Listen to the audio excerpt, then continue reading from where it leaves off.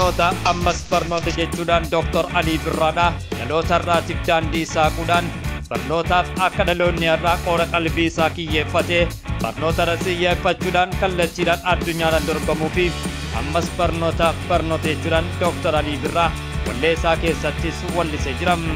Yengaa kabajamtootaaf jaalatamtoota hordoftoota Madda Walabu Miidiyaa nagaa sin daganne irra deebi'uudhaan yooyyaa shamaar qabuunee kabajamtootaaf jaalatamtoota keenyaaf har'antanatti kan irratti xiyyeeffanni dhaabbilee barnoota ol'aanoon biyyattiin qabdu gulantaalee adda addaatiin barattoota barsiisaa ture fakaaltiilee garaagaraatiin guyyaa irraa eebbisee jira.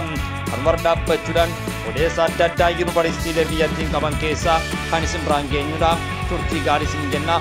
Odeessi keenya kallattiilee adda addaatiin akka isin bira ga'u laayik gochuudhaan koomentii barreessuudhaan jajjabeessaa isiniin jechuudhaan dhaabbilee barnoota ol'aanoo biyyattiin qabdu keessaa barattoota eebbifaman irra dhaabbachuudhaan kallattiidhaan waan xiyyeeffanne qabna. Turtii gaarii isin jenna.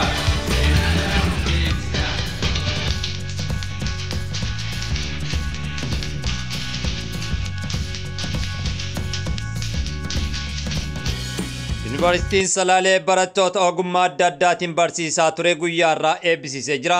Finfinnee waxabajjii 14 bara 2017 Yuunivarsiitiin Salaalee barattoota ogummaa adda addaan sagantaa idilee fi idileen ala barsiisaa ture 1,000 ol marsaa torbaffaa eebbisiisuu isaa maddeen adda addaa raggaasaa jiru. Haaluma kana warroonni dhiiraa 694 dubartoota 344 eebbisiisee jira. Eebbifamtoota keessaa 46 kanneen yuunivarsiitiiwwan barattoota 992 digrii jalqabaa fi 46 immoo digrii lammaffaan barnoota isaanii hordofaa turan eebbisiisuun pirezidaantii yuunivarsiitii Salaalee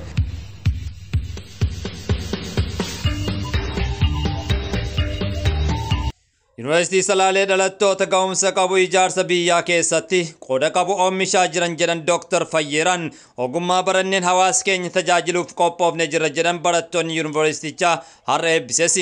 Hoggantoota mootummaa ol'aanoo hoggansa yuunivarsiitii maatii barattootaa fi keessummoonni yaamichi godhameef sagantaa kanarrattis argamanii jiran. Haaluma wal fakkaatuun yuunivarsiitiin guddaan seenaa guddaa qabuu fi maqaa guddaa qabu yuunivarsiitiin Madda Walaabuudha. Bara 1990 keessa barattoota 900 jalqabuun isaa waan yaadatamudha. Yuunivarsiitiin Madda Walaabuu barattoota gosa barnootaa garagaraan barsiisaa ture 2,000 ol eebbisiisuu isaa maddeen godina Baalee magaalaa Roobeerraa arganne ni ifoomsu. Yuunivarsiitiin digrii jalqaban barattoota 1,562 digrii lammaffaa barattoota 622 waliigala barattoota 2,184 eebbisiisuu danda'ee jira. Sagantaa kanarratti pirezidaantiin itti aanaa dhimmoota barruu fi barsiisuu fi dhimmoota qorannoo fi ce'umsa teekinooloojii yuunivarsiitii Madda Walaabuu Dr. Bazaabin Wandimmoo eebbifamtoota ergaa baga geessanii dabarsuun yuunivarsiitichi hojii baruu fi barsiisuu cinatti hojii qorannoo fi tajaajila hawaasaa bal'aa hojjechaa jiraachuus kaasanii jiran. Keessummaan kabajaa kan ta'an bulchaan godina Baalee obbo Abdulqadir Aliyyi lammiin barate jijjiirama biyyaa fiduu keessatti iddoo ol'aanaa qaba waan ta'eef eebbifamtoonni guyyaa har'aas ogummaa barataniin jiruu fi jireenya isaanii jijjiiruu bira darbanii jireenya maatii isaanii jijjiiruu akka qabanii fi haqa qabeessa ta'e lammii isaaniitiif laachuu akka qabanis dhaaranii jiran. Saganticha irratti itti aanaa walitti qabaan boordii yuunivarsiitii Madda Walaabuu Piroofeesar Balaayinaa Sima'anee gama isaaniitiin eebbifamtoonni guyyaa irraa ogummaa fi beekumsa horataniin ofii fi biyya keessatti tajaajiluuf yeroo itti of qopheessanidha.